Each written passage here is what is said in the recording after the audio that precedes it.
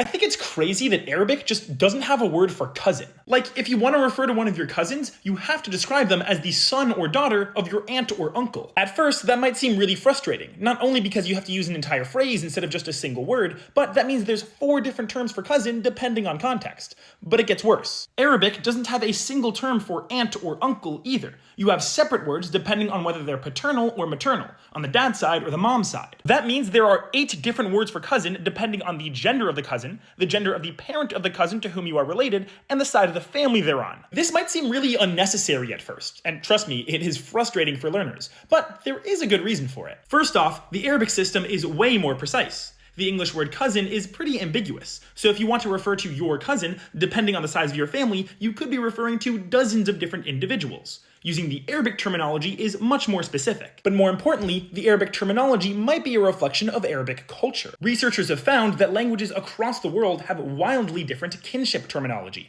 and that those speakers' terms often correlate with those speakers' cultural values. Is the culture collectivist or individualistic? What is the relationship between someone and their parent siblings? Does the culture value one side of the family differently than the other? Research has shown that languages tend to distinguish between different kinship terms only if the distinction is culturally relevant. You're probably familiar with the idea of different languages having a different number of words for the same concept, but this is deeper than that. This is not just a linguistic distinction, but it's a reflection of a deeper socio-cultural distinction. Sometimes this idea is called a social grammar. And what's fascinating is that often this isn't just culture and thought process influencing language, but vice versa as well. Like in English, when I refer to my family, I'm not often thinking that hard about my mom's side versus my dad's side. But when I speak in Arabic, it's almost like the language is forcing me to be conscious of it, which really makes you wonder about other aspects of your language that might be subtly influencing your thoughts. And if you're interested in learning spoken Arabic, well, I'm partnered with a company that specializes in teaching it, so check the link in my bio.